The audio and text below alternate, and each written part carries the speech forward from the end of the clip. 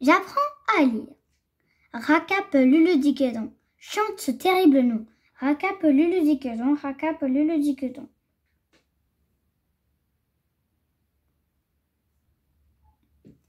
Escargot est amoureux de grenouille. Dès qu'il la voit passer, tic-tac-tic, son cœur fait 3 petits sauts. Il aimerait lui parler, mais grenouille, si pressée. Lundi, escargot demande Grenouille, grenouille, où vas-tu de si bon matin? J'afile acheter du pain. À demain. Mardi, escargot demande Grenouille, où vas-tu si tôt? Je vais faire un tour à vélo. À bientôt. Mercredi, escargot demande Grenouille, où vas-tu de si bonne heure? J'ai rendez-vous chez le coiffeur. À tout à l'heure. Jeudi, escargot demande Grenouille, où vas-tu? Comme ça, je cours au cinéma. À la prochaine fois. Vendredi, escargot demande Grenouille, vas-tu? Attends, Aïe! Ça perd l'hippopète. Grenouille est tombée de sa trottinette. Samedi, escargot demande Grenouille, veux-tu jouer au domino? Oh oui, escargot, ce serait rigolo. Je commence à m'ennuyer avec cette patte cassée. Dimanche, Grenouille n'est plus pressée. Elle a décidé de s'installer chez Grenouille, chez l'escargot. Désormais, tic-tac-tic. Son cœur aussi fait 3 petits sauts. Fin. La grande histoire. Racapeluludicedon. Le tailleur, la femme du tailleur, Jean, les frères de Jean, l'inconnu, les 5 sœurs. Il était une fois un tailleur qui vivait avec sa femme et ses 5 fils. Un soir, 3 coups firent trembler la porte de leur pauvre chaumière. Le tailleur ouvrit hésitant. Un homme au visage masqué par une large capuche s'engouffra en le bousculant. « Eh bien, tailleur, à toi donc. Je veux que tu me confectionnes une nouvelle cape. Un cape d'un noir plus sombre qu'une nuit sans étoiles et d'un rouge plus flamboyant que la lave d'un volcan. Et je la veux dans 3 jours. 3 jours. »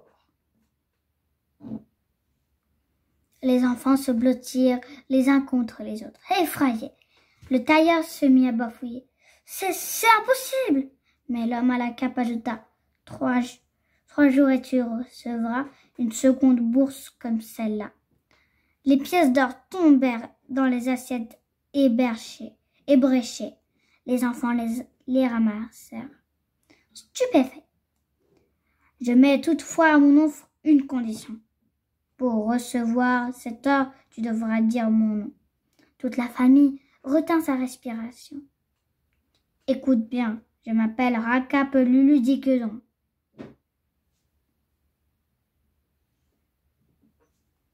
Surpris, le tailleur répéta « Rata quoi ?»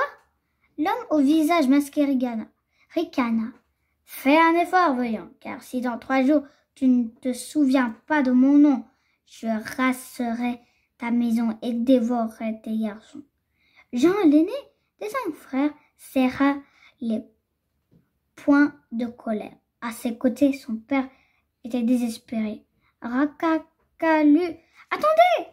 Trop tard. La main sur la porte, l'homme lui tourna le dos après avoir dévoilé dans un sourire des dents aiguisées comme des couteaux. Le pauvre tailleur s'enfondra. « Jamais je ne réussirai à fabriquer cette cape, ni à me souvenir de ce nom. » Puis il reprit courage en voyant ses enfants. Là que l'inconnu se montrerait peut-être clément s'il lui créait un somptueux vêtement. À l'aube, il partit acheter des tissus précieux. Puis il travailla jour et nuit sans manger ni dormir.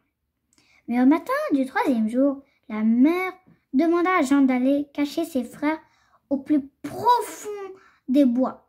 Elle savait que de la pitié l'inconnu n'en aurait pas.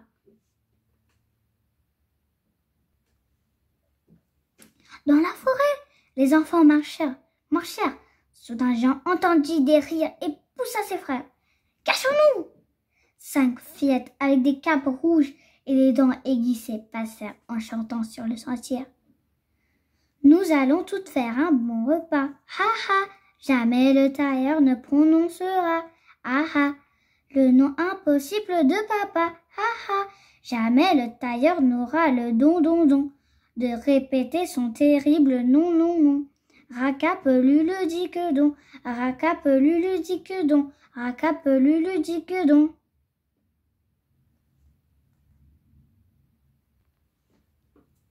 Jean se pencha vers ses frères et murmura. J'ai une idée, chante avec moi, tout bas.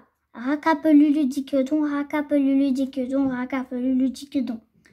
Et discrètement, les 5 garçons regagnèrent vite leur maison en répétant la chanson. Racapelulu dit que don, racapelulu dit que don, racapelulu dit que don. Mais lorsqu'ils arrivèrent, le dévoreur d'enfants se tenait déjà face à leur père. As-tu ce que j'ai commandé?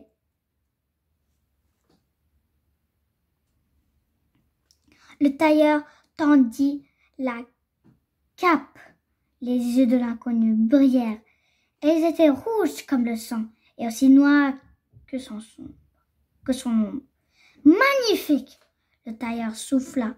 Mais il y a ma dernière condition. Le tailleur vacilla. Te souviens-tu de mon nom? Racalulon? Raté. Ralucadon? Encore raté. C'est ta dernière chance. Le tailleur bégaya terrorisé. Jean fit alors signe à ses frères. Ils chuchotèrent. Racapelulu dit que don. Racapelulu dit que don.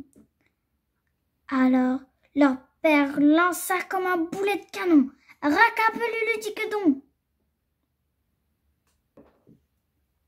L'homme maléfique se figea. Des flammes incendiaient son regard. Il jeta par terre la seconde bourse d'or. Tu as eu de la chance, tailleur. Il s'enveloppa dans la cape et brissa la porte d'un énorme coup de botte. On l'entendit hurler toute la nuit, puis on n'entendit plus parler de lui. Depuis ce jour, Jean est devenu troubadour. Il parcourt des villes et villages pour conter son aventure aux braves gens. Si 3 coups font trembler votre maison, souvenez-vous de ce nom. Racapelulu dit que don. Fin. Hôtel Vanille. Entre lacets. Ben alors, on ne joue plus? J'ai emmêlé mes lacets, Madame Maureen. C'est pour ça que moi, je mets des chaussures à scratch. Bon, je vais vous aider. Rien à faire. Le nœud est trop serré.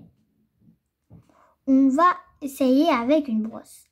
Aïe, ça tire les lacets. Aïe. Bon, ce n'est pas suffisant. On va passer au shampooing. Mais mes lacets sont propres. On fait bien mousser. Fermez les yeux. Fermez les yeux, sinon ça pique. Et on rince à grande eau. Et voilà. Oh, mes lacets sont défaits. Grâce au shampooing, démêlant de 1 à 1, cheveux et lacets. Un peu de sèche-cheveux. Et je peux aller jouer? Attendez, il faut... Oui, attachez vos lacets avant d'aller courir. Et c'est pour ça que je préfère les scratchs.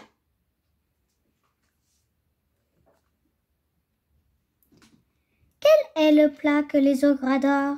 Le croque-monsieur. Fin.